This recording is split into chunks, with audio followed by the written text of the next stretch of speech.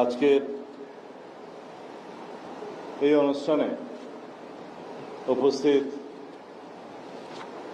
মন্ত্রিসভার মাননীয় সদস্যবৃন্দ, মাননীয় সংসদ সদস্যগণ, inspector general of police, principal Bangladesh police academy, পুলিশের ঊর্ধ্বতন কর্মকর্তাবৃন্দ, ডিজি, বিজিবি, উপস্থিত সামরিক ও বেসামরিক কর্মকর্তাবৃন্দ, কুচকাওয়াজে অংশগ্রহণকারী নবীন পুলিশ কর্মকর্তাগণ, প্রিন্ট, ইলেকট্রনিক ও অনলাইন মিডিয়ার সম্মানিত সাংবাদিক বন্ধুগণ, সম্মানিত অতিথিবৃন্দ, যারা আজকে প্রশিক্ষণ সমাপনী কুচকাওয়াজে অংশগ্রহণ করেছেন, তাদের অভিভাবকবৃন্দ, আসসালামু আলাইকুম রহমতুল্লাহ। বক্তব্যের শুরুতেই আমি গভীর শ্রদ্ধার সাথে স্মরণ করছি মহান মুক্তিযুদ্ধের লাখো শহীদকে, যাদের আত্মত্যাগের বিনিময়ে অর্জিত এই বাংলাদেশ। আমি শ্রদ্ধার সাথে স্মরণ করছি শহীদ রাষ্ট্রপতি জিয়াউর রহমানকে, যিনি মহান স্বাধীনতার ঘোষণা দিয়ে দেশের স্বাধীনতা অর্জন করেছেন, সম্মুখ সমরে অংশগ্রহণ করেছেন, বিজয়ী হয়েছেন। আমি আরও স্মরণ করছি তৎকালীন জাতীয় নেতৃবৃন্দদের, যারা দীর্ঘ লড়াই সংগ্রামের মধ্য দিয়ে স্বাধীনতার পটভূমি তৈরি করেছেন ও স্বাধীনতা সংগ্রামে অংশগ্রহণ করেছেন। আমি শ্রদ্ধার সাথে আরও স্মরণ করছি 2024-এর ছাত্র গণ অভ্যুত্থানের সকল শহীদকে, যাদের আত্মত্যাগের বিনিময়ে মুক্ত হয়েছে আজ গণতন্ত্র। তাদের প্রত্যাশা, গণ আকাঙ্ক্ষা অনুযায়ী বৈষম্যহীন দেশ গড়ার প্রত্যয় নিয়ে আমাদের এগিয়ে যেতে হবে। আমি শ্রদ্ধার সাথে স্মরণ করছি সেই সব বীর শহীদ পুলিশ সদস্যগণকে, যারা 1971 সালে দেশ মাতৃকার মুক্তির লড়াইয়ে অকাতরে জীবন বিসর্জন করেছেন। আজকের এই রৌদ্রোজ্জ্বল সকালে 43তম বিসিএস পুলিশ ব্যাচের পাসিং আউট প্যারেডে উপস্থিত হতে পেরে আমি অত্যন্ত গর্বিত। দীর্ঘ 1 বছরের কঠোর পরিশ্রম, শৃঙ্খলা আর ত্যাগের বিনিময়ে আপনারা আজ যে কুচকাওয়াজ প্রদর্শন করেছেন, তা আপনাদের অদম্য মনোবল ও পেশাদারিত্বের প্রমাণ দেয়। আমি এই ব্যাচের সকল নবীন কর্মকর্তাদের জানাই আমার আন্তরিক অভিনন্দন ও শুভকামনা। প্রিয় প্রশিক্ষণার্থীবৃন্দ, আমরা এমন এক সময়ে দাঁড়িয়ে আছি যখন দেশ এক ঐতিহাসিক পরিবর্তনের মধ্য দিয়ে যাচ্ছে। আপনারা এমন এক ব্যাচ যারা এক নতুন রাজনৈতিক ও সামাজিক বাস্তবতায় কর্মজীবনে পদার্পণ করছেন। সুতরাং আপনাদের দায়িত্ব অনেক বেশি। রাষ্ট্রের এই রূপান্তরকালে আপনাদের নিজেদেরকে উপযোগী করে তুলতে হবে। সততা, দক্ষতা ও পেশাদারিত্বের সঙ্গে দায়িত্ব পালন করতে হবে। আপনাদের আচরণ হতে হবে মানবিক ও আইনের প্রতি গভীর শ্রদ্ধাশীল।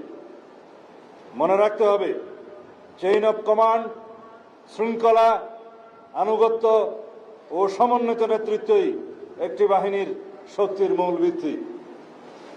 প্রিয় এসপি প্রফেশনালগণ, আপনারা সমাজে ন্যায় বিচার ও আইনের শাসন প্রতিষ্ঠায় এক গুরুত্বপূর্ণ পরিবর্তনের সৈনিক। আপনার আইনের প্রতি অবিচল আস্থা ও দেশের নাগরিকদের প্রতি দায়িত্ব ও জবাবদিহিতাই হবে আপনাদের কর্মের মূল ভিত্তি। মনে রাখবেন, আইনের চোখে সবাই সমান, সেটি হোক কোনো রাজনৈতিক কর্মী বা প্রান্তিক কৃষক। বর্তমান সরকারের প্রধান অগ্রাধিকার হচ্ছে আইন শৃঙ্খলা পরিস্থিতি নিয়ন্ত্রণের মাধ্যমে জনমনে স্বস্তি প্রদান করা ও দেশে শান্তি প্রতিষ্ঠা করা। দেশে আইনের শাসন প্রতিষ্ঠায় পুলিশের ভূমিকা অগ্রগণ্য। ফ্যাসিবাদী সরকারের আমলে অন্যান্য সকল প্রতিষ্ঠানের ন্যায় পুলিশ বাহিনীও ক্ষতিগ্রস্ত হয়েছে প্রতিষ্ঠান হিসেবে। সেই সময়ের ভঙ্গুর অবস্থা থেকে ক্রমান্বয়ে পুলিশ আজকের এই পর্যায়ে উন্নীত হয়েছে। বর্তমান সরকার বিশ্বাস করে পুলিশ কোনো বিশেষ দলের বা গোষ্ঠীর লাঠিয়াল বাহিনী নয়, বরং পুলিশ হবে জনগণের কৃত্রিম বন্ধু। আমাদের নির্বাচনী ইশতেহারে আমরা দায়িত্বহীনভাবে ঘোষণা করেছি জননিরাপত্তা নিশ্চিত করা এবং পুলিশ বাহিনীকে দলীয় প্রভাবমুক্ত করে একটি আধুনিক, সেবাধর্মী ও মানবিক সংস্থায় রূপান্তর করাই আমাদের মূল লক্ষ্য। সেজন্য পুলিশ বাহিনীর মনোবল পুনঃপ্রতিষ্ঠা সহ একটি দক্ষ ও আধুনিক আইন শৃঙ্খলা রক্ষাকারী বাহিনী হিসেবে গড়ে তুলতে সরকার ইতিমধ্যে জনবল বৃদ্ধি সহ নানাবিধ উদ্যোগ গ্রহণ করেছে। বিএনপি নির্বাচনী ইশতেহারে রাষ্ট্র কাঠামোর গণতান্ত্রিক সংস্কারের যে অঙ্গীকার করা হয়েছে তার অন্যতম স্তম্ভ হল পুলিশ সংস্কার। আমরা দায়িত্বে আসার পর থেকেই একটি স্বাধীন ও শক্তিশালী পুলিশ সংস্কার কমিশন গঠনের বিষয়ে কাজ করছি।